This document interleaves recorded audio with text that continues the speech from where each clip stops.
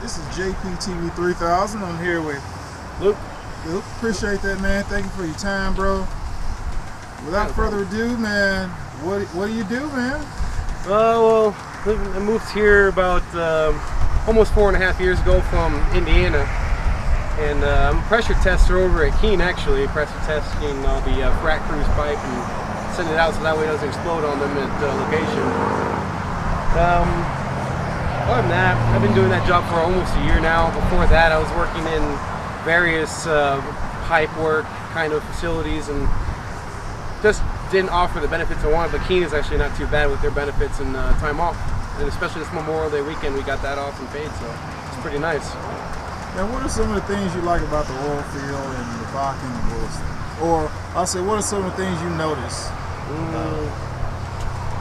A lot more fancier trucks here than vehicles here than back home, that's for sure.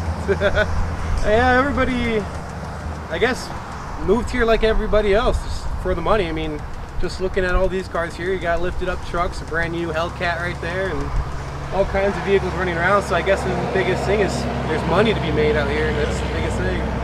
But the downside to making money is you got to put in the time. A lot of these jobs require a lot of hours, so you're missing a lot of holiday pays too.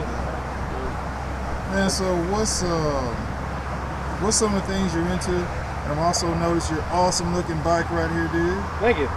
Yeah, I'm actually I'm the head admin of our local bike page called Nodak Bike Life, and here in Williston the bike scene is very enormous, especially with the cruisers like Harley Davidson and all kinds of various cruisers like other Yamahas.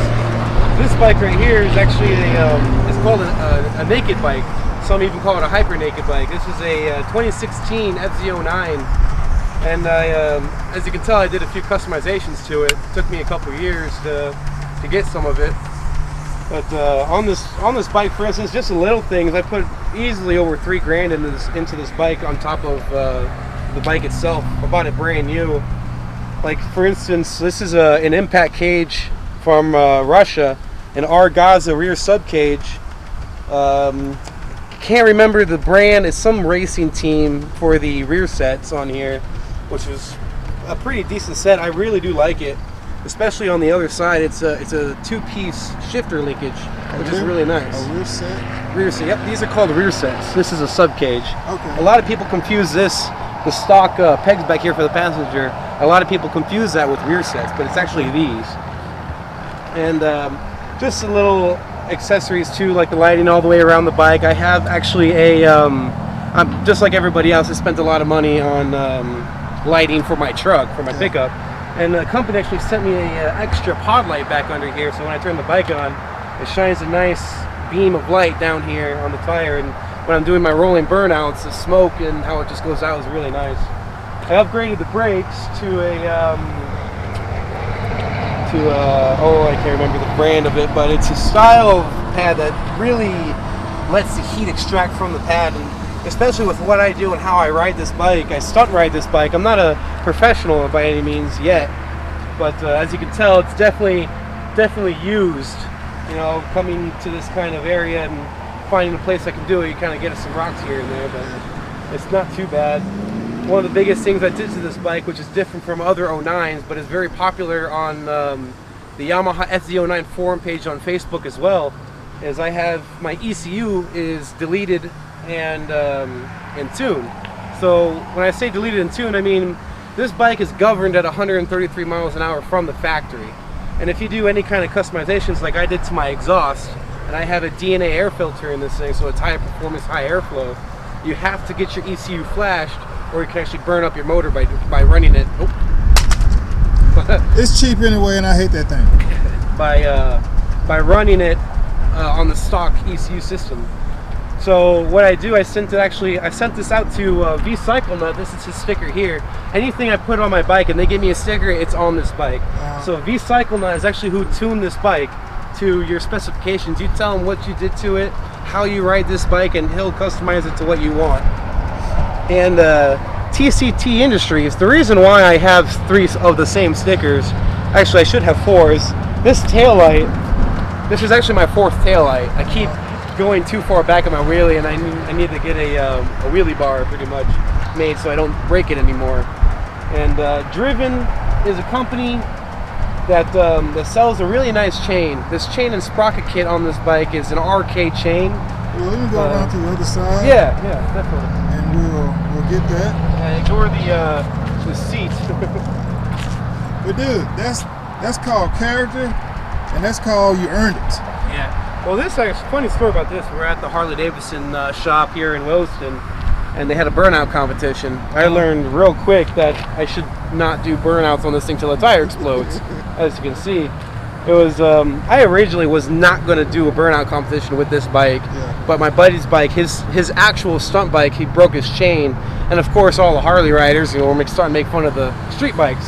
So I was like, well, I can't let it die like that. I was the only other one, so I put my bike in the competition, and sure enough, I started off in third gear, put it all the way to sixth gear. Sixth gear on this bike is 170 miles an hour. So this back tire, brand new, like not even 100 miles on the back tire, was burnt off in 50 seconds. This tire blew up and shredded this whole thing, and ruined the back of my sweater too. But I still wear this sweater. I've had this sweater since I started riding this bike, and as you can tell, it's pretty worn in, all kinds of holes everywhere. Dude, at this point, man, that's a good look sweater. Right? Yeah, pretty much. Yeah, on this necklace. But every time I wear this necklace, it seems to help. It's like the Gremlin bell, you know. It keeps them away. But this bike, obviously, it's seen some use. This funny story about this dent right here. There's a recall on this bike, it turns out, for the handlebars. I got it fixed now, but I was mid wheelie and the handlebars just came down on me.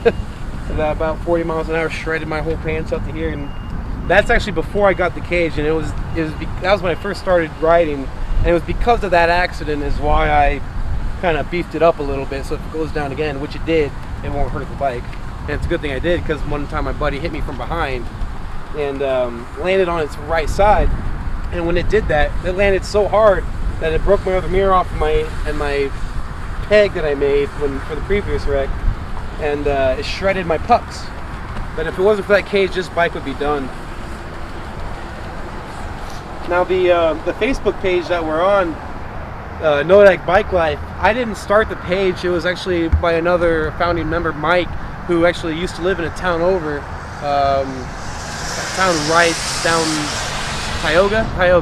He lived in Tioga, and we're up to about 200 members now. But we need to go through the page. So the page of the street bikes only, because this town unfortunately is really one-sided to cruisers only. If you have a cruiser, this is our saying in our group page. If you have a cruiser, you can get away with anything you want in this town in the bike, because cops will leave you alone. But if you have a street bike, you got to be watching your back 24/7, or else they're going to be right behind you, finding any reason they can to pull you over. It's not just like a one-sided look. We've had people actually pay attention and out there just watching, and we've had cruisers speed by the cops and they'll just wave and they think you're gangbangers or something. Yeah, you know, it's a funny thing. The street bike has a bad reputation because of outrunning the cops and that we're always loud or doing wheelies in the street or some kind of stuff like that. Now that's true and not true. We do it to a point. We have our own secluded street that we practice on. By no means are we going through Main Street and doing wheelies and revving our engines and whatnot. But we got that bad reputation for some history, of course, in the past. But we, as the bike page, we kind of look out for each other. The point of our page is very strict to get onto our page. You have to have a street bike. Not that you did have one, not that you are going to get one. You have to have one. Active. Yep, active. And it can't be your girlfriend on the page or your boyfriend, depending on who's riding the bike. Like if it's your bike, you're on the page, not anybody else. And I have a screening process that they have to answer questions on and go through. And after they answer those, I still go through their profile to make sure they have what they say they have, and if they're local as well. Now, when I say local, we have people in Fargo, and Fargo is a good 4 or 5 hours away, somewhere around there. And Fargo is actually a really higher class of stunt riding scene down there. Like if I wanted to get more practice from way better people, I'd go down there and ride with them, because they can teach me a lot of what I should do and what I need to do. If I really wanted to stunt this bike out, which is not ideal for the SZ09 because unlike normal bikes, the SZ09 is a triple cylinder motor instead of the traditional quad motor. What I mean by that is that this bike will have more torque than a traditional 600 or a 1000 off the line. And this is actually the stock gearing. This bike goes 0 to 60 in 3.6 seconds, I believe. And being as torquey as it is, granted it has A, B, and C mode depending on what mode you want to be in. It does control your throttle response, but it's still too much torque in order for me to actually to balance it out. Yeah. So that's why I have my other bike. I have two bikes. I have also an FZR 600. That bike is more suitable for stunting because I can more control it on throttle response, as well as it's a lot more capabilities like frame structure capabilities that I can change to make it better, as if I wanted to become a professional stunt rider. Dude, you killed it, man. You gotta start your own YouTube channel, bro. And then just merge it with the Facebook page, and then just go from there. Yeah, we before I was the head admin on the Nodak Bike Life page, we had a couple of other admins, and like I said, it's very strict to have the page. So, for instance, we had a total of 4 admins before. It was me, I was a moderator, and 4 admins. Now we're just down to the creator of the page, because I kept him on there because he created the page. It's his page, so that way he always has a say in it. And then I'm the only admin now. And the reason being is because we're so strict on the page, even the admins, if they get rid of their bike, if they sell their bike, they're off the page. Like, they have to set the example. So if I were to ever get rid of my bike, I never will unless I get the newer model of this one. Yeah. But